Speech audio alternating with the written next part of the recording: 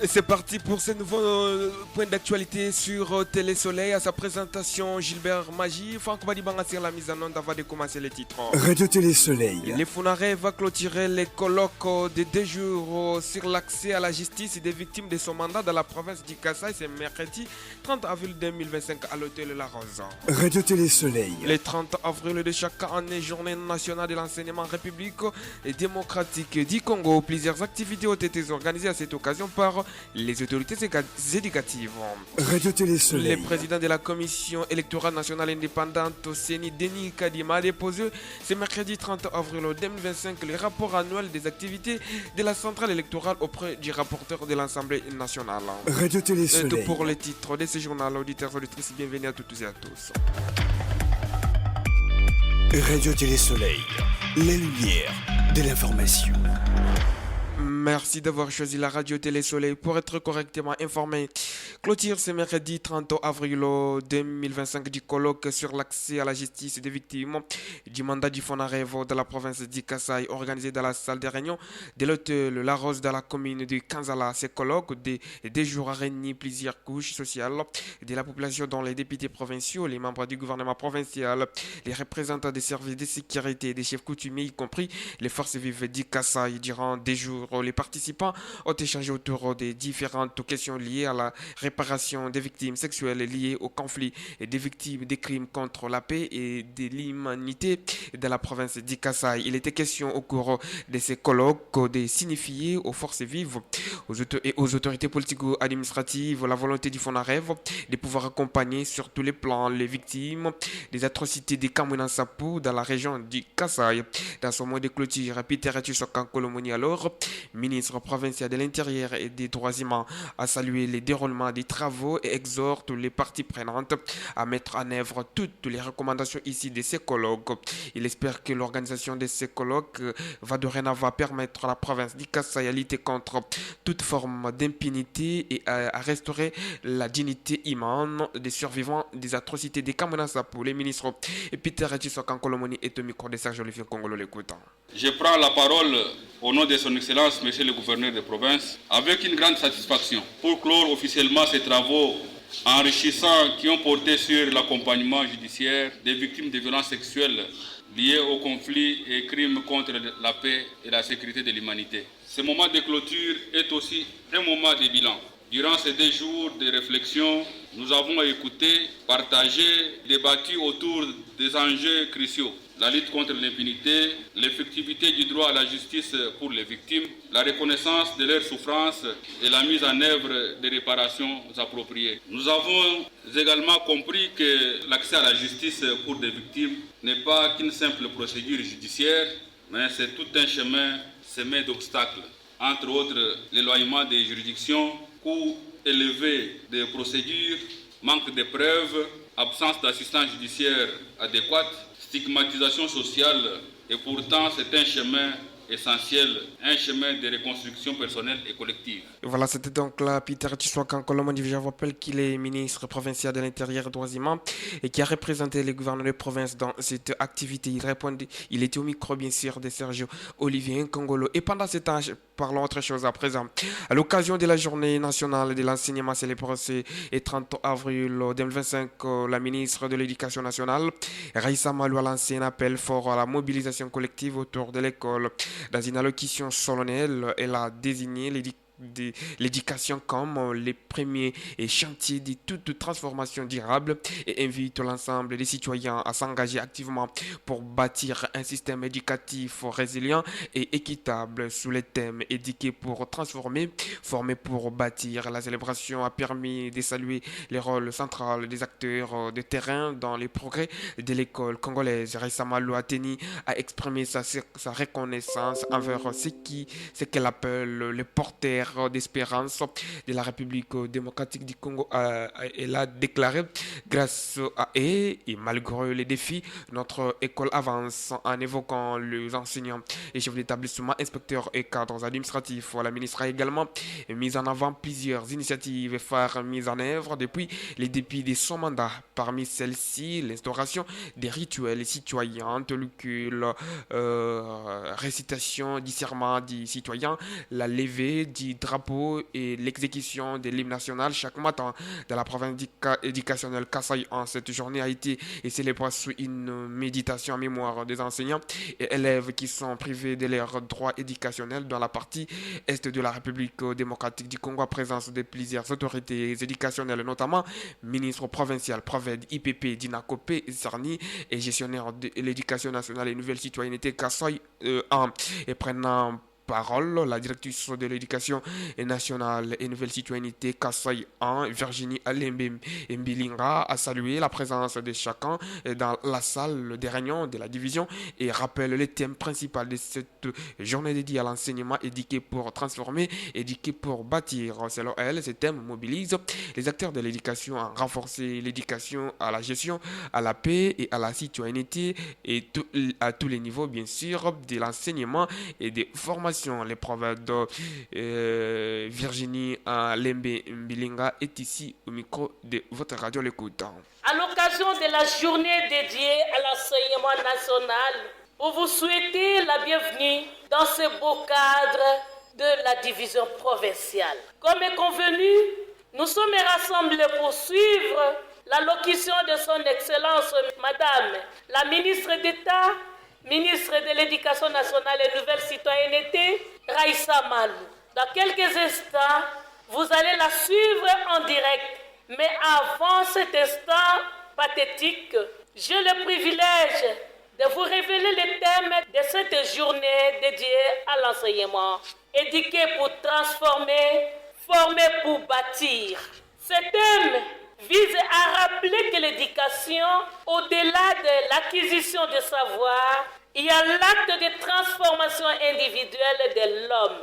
Elle façonne des citoyens consciencieux, responsables, utiles à eux-mêmes et à la société, capables de contribuer activement au progrès de la nation. Et pour sa part, le président intersyndical des enseignants de la province éducationnelle Kasaï, Faustin Poutou, remercie tous les participants pour l'exécution à toute inquiétude. Les messages de Madame le ministre national de l'Éducation nationale et nouvelle et citoyenneté. On écoute Faustin Poutou au micro de Pascal Kabamba. C'est la grande journée dédiée à l'enseignement. Quand on va de l'enseignement, on voit l'enseigné et l'enseignant. Pour cette journée, nous tenons à remercier sincèrement nos dirigeants provinciaux qui ont pu exécuter en toute quiétude la note circulaire, la lettre de monsieur le secrétaire général qui interdisait les grandes manifestations, mais l'organisation au suivi du message de la dame la Mineta qui pouvait passer. Alors, au niveau de la province éducationnelle Kasaï 1, la dame Proved avec tout son comité provincial élargi ont pensé à ce que l'on puisse se réunir ensemble, suivre en direct le message de madame la Mineta, ce qui s'était passé. Nous sommes très très contents de ce qui s'est passé. On doit retenir que pour la journée du 30 avril 2025, pour les enseignants de la province du Kasaï, nous avons été en réflexion de nos camarades qui sont en train de mourir innocemment, nuit et jour, au niveau de l'Est de notre pays, qui subissent l'agression qui nous est imposée par nos voisins. Et pendant ce temps, prélude de la journée internationale de la liberté de la presse, célébrée les 3 mai de chaque année, l'Union nationale de la presse du Congo, INPC, section du Kasaï, prépare des festivités dont une rencontre sportive et une conférence débat placée sous le thème information et désinformation, impact de l'intelligence artificielle dans les contextes d'un pays en état d'agression, se tiendra à l'Assemblée et provinciale. Les matchs de football opposera l'INPC Kasaï aux membres de l'Assemblée provinciale au stade et Kanzala dans l'après-midi. À cette occasion, les journalistes prennent part activement aux différentes séances d'entraînement en vue d'être performants pour donner les meilleurs d'eux-mêmes sur terrain lors de ces matchs amicaux prévus les 3 mai au stade de Kanzala. Il faut donc signaler qu'une dernière séance d'entraînement est prévue pour ce jeudi 1er mai à l'Épingolo dans la colline de Djibomba à partir de 6h. Tous les journalistes et joueurs sont invités à prendre part à cet entraînement. RTS. Et par l'autre chose, dans ce journal, la route Kayala-Kitangwa dans le secteur de Bampende, un territoire de Tikap est coupé en deux après la pluie qui s'est abattue dimanche 27 avril 2025. Difficile d'évacuer les produits vivriers et le trafic est coupé et la situation est choquante. Et c'est lundi 28 avril dernier, les enseignants qui quittaient Kitangwa pour retirer leur salaire à Kayala ont éprouvé d'énormes difficultés puisque les engins et d'autres moyens de transport ne sont plus fréquents sur ces tronçons d'intérêt capital. La population qui a joint la rédaction de la radio Télé Soleil demande aux autorités provinciales de trouver une solution palliative pour stopper ces ravins qui progressent en grande vitesse. La même source rapporte que les travaux de construction du pont Love vers Kitangwa Mission sont aux arrêts et rien ne marche. À en croire cette source, les médicaments de la zone de santé de Kitangwa sont toujours bloqués à Kayala suite à l'impraticabilité de la route qui est dans un état de délabrement très avancé. Et pendant ce temps, mesdames et messieurs, nous sommes cette fois-ci au niveau national. Il faut donc vous signaler que Denis Kadima, président de la Commission électorale nationale indépendante, CENI, a déposé ce mercredi 30 avril 2025 le rapport annuel des activités de son institution auprès du rapporteur de l'Assemblée nationale, le professeur Jacques Ndioli. Ce dépôt s'inscrit dans le cadre de l'obligation de réévabilité de la CENI envers l'Assemblée nationale, conformément aux dispositions de l'article 224 du règlement intérieur de cette chambre qui exige la représentation du rapport annuel d'activité pendant la session ordinaire de mars. Du côté de l'Assemblée nationale, l'on apprend que ce rapport sera présenté par le président de l'Assemblée nationale, Vital Kamerhe, à la première pour être déclaré recevable. Et il sera ensuite transmis à la commission politique, administrative et juridique pour une analyse approfondie et d'éventuels ajustements. Et pendant ce temps, nous sommes toujours au niveau national. Il faut donc vous signaler également qu'aucune est saisie des biens appartenant à l'ancien chef de l'État Joseph Kabila a été opéré à ce stade, a déclaré le ministre d'État en charge de la justice, Constant Moutamba. Le ministre de la Justice a éclairé, ce mercredi 30 avril, la lanterne de l'opinion nationale et internationale sur ce qu'on peut qualifier de l'affaire Kabila. D'après Constant Moutamba, les autorités attendent la levée de l'immunité et l'autorisation des poursuites de la part du Sénat afin de servir à titre préventif avant de passer à l'acte. Néanmoins, a-t-il expliqué un maximum de preuves en testant la complicité de Joseph Kabila derrière la rébellion de l'AFC Barème 23 ont été recueillis par la justice. Cette dernière a poursuivi Constant Moutamba, a également recensé les biens de l'ex-président au pays et à l'étranger. Joseph Kabila en exil est accusé de soutenir la rébellion en cours dans la partie est du pays. Mesdames et messieurs, pour boucler complètement cette édition, parlons de cette actualité. Des représentants de la République togolaise, des États-Unis d'Amérique, de la République française, de l'État du Qatar, de la République démocratique du Congo et du Rwanda se sont réunis à Doha afin de réaffirmer les engagements communs en faveur de la paix, de la stabilité et du développement économique dans la région des Grands Lacs. Les discussions ont porté sur les efforts déployés pour faire face à la situation dans l'Est de la République démocratique du Congo, sur le dialogue en cours entre les gouvernements de la République et l'AFC Barème 23 ainsi que sur la situation humanitaire persistante dans la région qui continue de nécessiter une réponse urgente, coordonnée et durable. Les représentants ont salué également la déclaration conjointe entre la République démocratique du Congo et l'AFC Barème 23 facilitée par l'État du Qatar sur leurs engagements en faveur d'un cessez-le-feu, lesquels constituent une priorité immédiate pour permettre l'acheminement sûr et rapide de l'aide humanitaire. Ils ont également convenu de l'importance de s'attaquer par le biais du dialogue aux causes profondes des crises en cours et aux défis entravant la consolidation d'une paix durable dans la région.